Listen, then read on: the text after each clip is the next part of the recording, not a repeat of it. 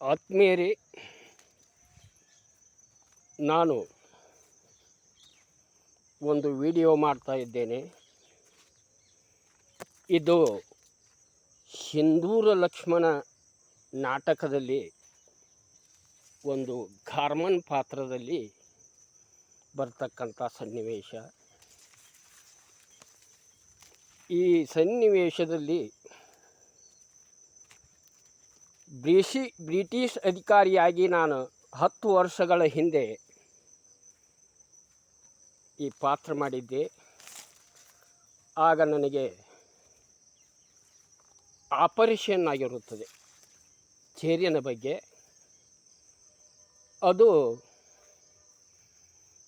ತುಳಸಿಗೇರಿ ಮಾರುತಿ ದೇವಸ್ಥಾನದಲ್ಲಿ ಕಾರ್ತಿಕೋತ್ಸವ ಇರುವುದರಿಂದ ಈ ನಾಟಕವನ್ನು ನಮ್ಮೂರಿನಿಂದ ಅವರು ಕರೆಯಲು ಬಂದು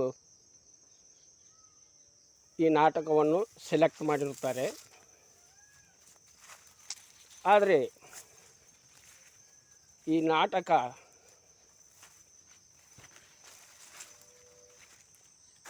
ಆ ಪಾತ್ರ ಮಾಡುವವನು ಯಾವನೂ ಇರದೇ ಇರುವುದರಿಂದ ಆಪರೇಷನ್ ಆಗಿರುತ್ತದೆ. ನನ್ನಲ್ಲಿ ಬಂದು ಕೇಳ್ಕೊಳ್ತಾರೆ, ನಾನು ಎಸ್ ಅಂತೀನಿ.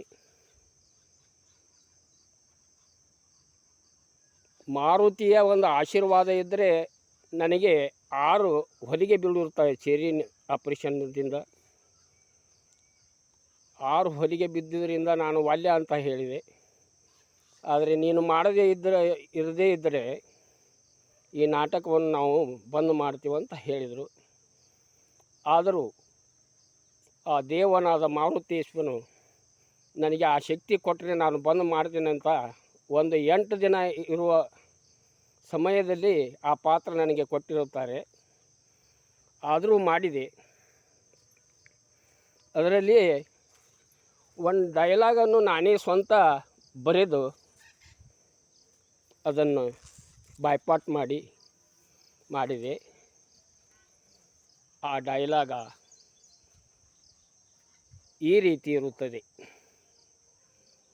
British government is king of the king all world, and British servant is very intelligent, sharp-minded person.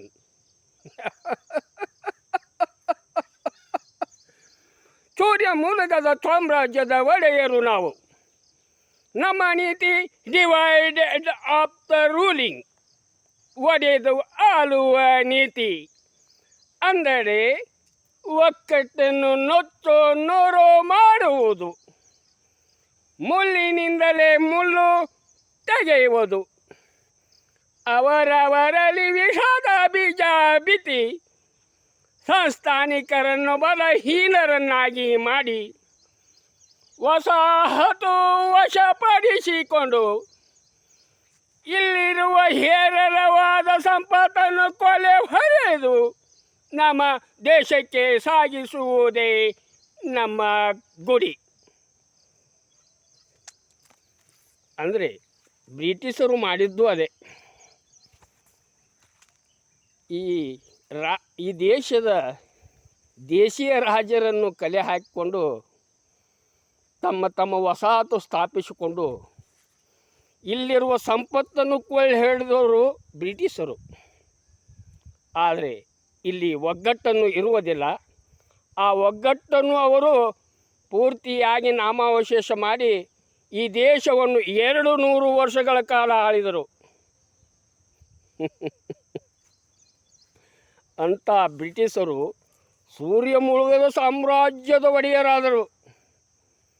ಆದರೆ ಮುಗ್ಧರಾದ ಭಾರತೀಯರು ಅವರ ಕೈಯಲ್ಲಿ ಗುಲಾಮಗಿರಿಯಲ್ಲಿ ಬಿದ್ದು ಇನ್ನೂವರೆಗೂ ಆಗದಂಥ ಒಂದು ಅವಸ್ಥೆ ನಮ್ಮ ದೇಶದಲ್ಲಿ ಕಂಡು ಬರ್ತಾ ಇದೆ. ಈಗಲಾದರೂ ಇಲ್ಲಿ ನಮ್ಮ ದೇಶದ ಬ್ರಿಟಿಷರು ಈ ದೇಶದ ಮುಗ್ಧ ಜನರನ್ನು ತುಳಿಯಲು ನೋಡುತ್ತಾರೆ. ಆದರೆ ನಮ್ಮ ದುರಾದೃಷ್ಟ, ಸ್ವಾತಂತ್ರ್ಯ ಸಿಕ್ಕಿತು, ಆದರೂ ಒಂದು ಸಮಾಧಾನ. ಸ್ವಾತಂತ್ರ್ಯ ಸಿಕ್ಕು ಇವತ್ತಿಗೆ 7 ದಶಕಗಳು ಕಳೆದರು. ಈ ದೇಶ ಇನ್ನೂ ಪ್ರಗತಿ ಅಂಚಿನಲ್ಲಿಲ್ಲ. ರೈತರು ಬಡವರಾಗೇ ಉಳಿದಿದ್ದಾರೆ. ಬಡವರು ಬಡವರಾಗೇ ಉಳಿದಿದ್ದಾರೆ. ಕೋಟ್ಯಾಧೀಶರಾಗುವ ಕೆಲವೊಂದು ಜನ ಈ ದೇಶವನ್ನು, ದೇಶದ ಜನರನ್ನು ತಮ್ಮ ಸ್ವಾರ್ಥಕ್ಕಾಗಿ ಬಳಸಿಕೊಂಡು ಬದುಕ್ತಾ ಇದ್ದಾರೆ. ಈ ಅವಸ್ಥೆ ಈ ರೀತಿ ಇದೆ. ಇಲ್ಲಿಗೆ ನನ್ನ ವಿಡಿಯೋ ಮುಗಿಸ್ತೇನೆ. ತಾವು ಇದಕ್ಕೆ ಲೈಕ್ ಕೊಟ್ಟು ಪ್ರೇರೇಪಿಸಬೇಕು.